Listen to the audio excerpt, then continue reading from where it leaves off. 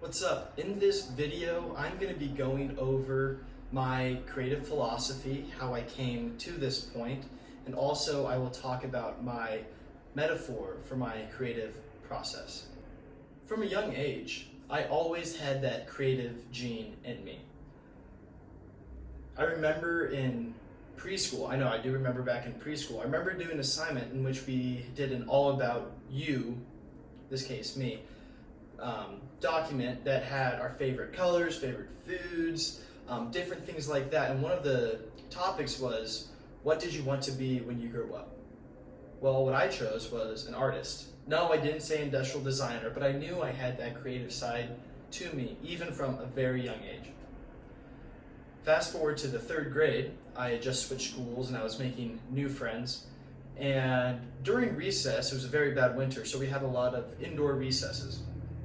During this time, we made our own little make-believe world, and in this world, you would make different products and trade them for, goldfish, whatever other currency you had in the third grade.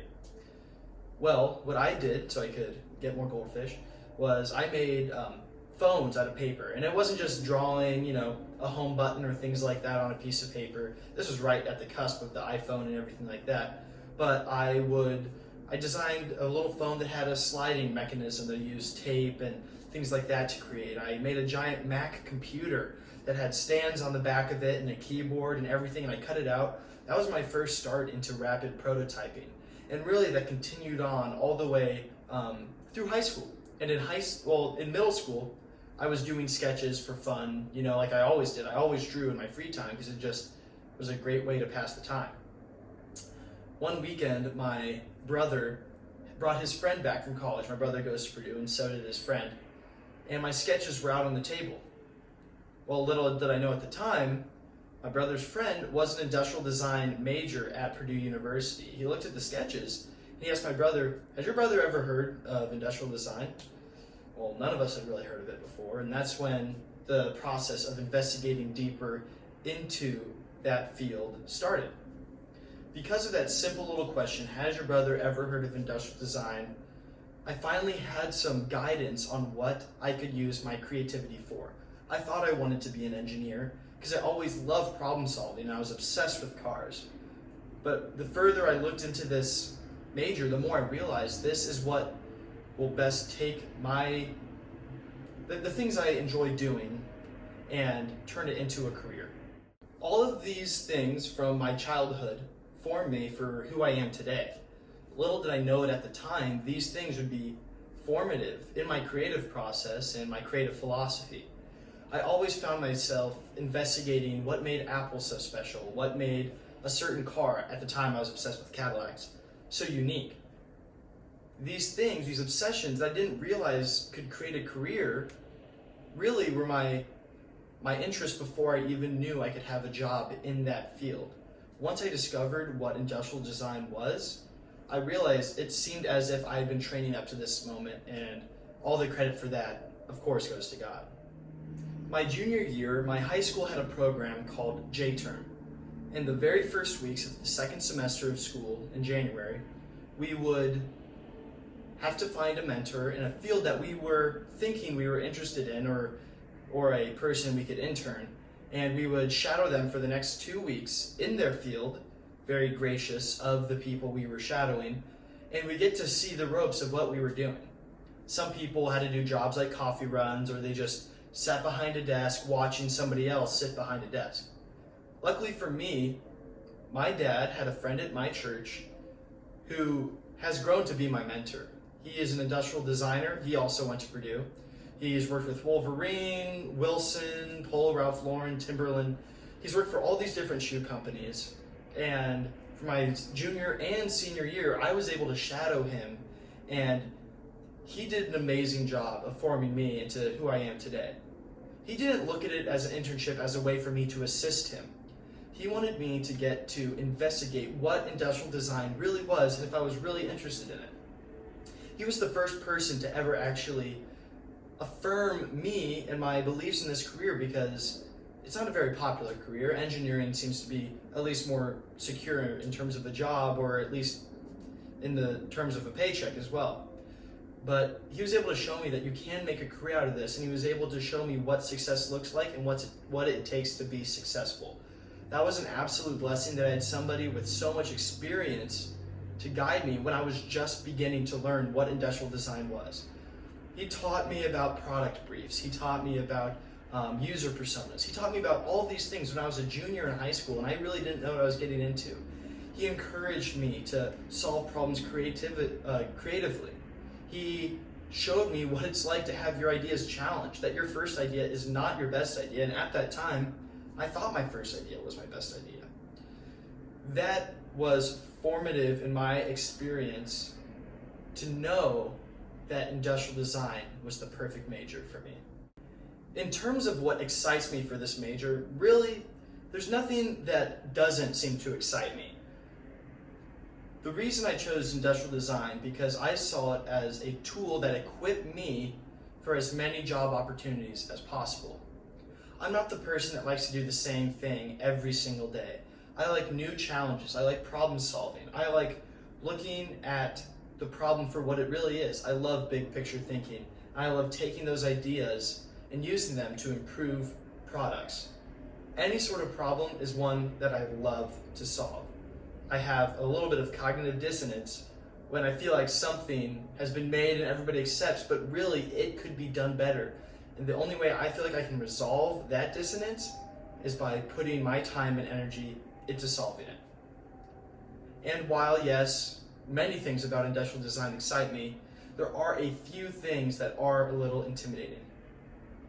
First of all would be creative liberty.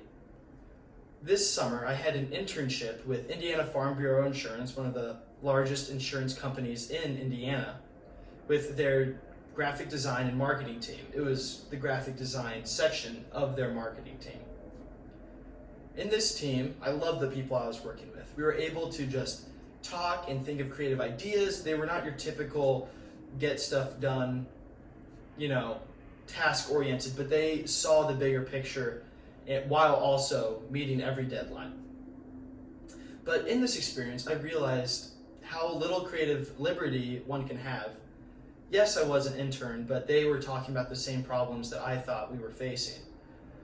Often in business, the status quo is the least risk, so people tend to stick with the status quo. Bigger risks may have higher rewards, but also higher downsides, or lower downsides. So because of this, the corporate company would not enjoy it if we did something a little bit out there. We had to stick very tight within brand guidelines. And that is very valuable because that's just the way the world is. But at the same time, what's intimidating to me is the fact that I might have a good idea or I might feel like there's a better way to solve a problem, but because the status quo is the way it is, I won't have the tools to solve it. Another thing that's intimidating for me as an industrial designer is the competitive nature of the field. Now, I'm a very competitive person. I do love to compete and I do love the results that comes from competition. But what I can often find myself worrying about is that I'll just become another face in the crowd of applicants. But the good thing is, there is a solution for this, and that is to work as hard as I can every day so that I can become the best industrial designer as possible, so companies would want to choose me before they choose somebody else. I originally decided to go into industrial design because of my obsession with cars. I thought everything they did, I could do better, as naive as that was. Now, looking at the ideal job that I would want, I still think being a car designer would be high on that list. I would love to do it. But another thing that I realized about industrial design is that you don't really know what you're going to do while you're in school. You can just do what you can to equip yourself for those job opportunities. Now, the job that would be ideal for me would be something with the most creativity and the most freedom. Now, this is a lot to ask, but I understand that there are status quo ways to do things and that there's never going to be complete creativity or complete freedom. That's why I see myself starting out in a design consultancy or a firm of that sort that would work with many different companies, giving them new ideas. Ideally, I am obsessed with brand. I am obsessed with basically starting at the conception of a company and having a brand language, a brand philosophy, something that is the big picture that will really never go away. That's what I admire so much about Apple. They seem to always have that think different, do something different mentality, and that idea of making everything as seamless and as enjoyable as possible. And that's what I want to do with different brands, because seeing a brand without an identity is often hard to watch because you can just tell that they are struggling.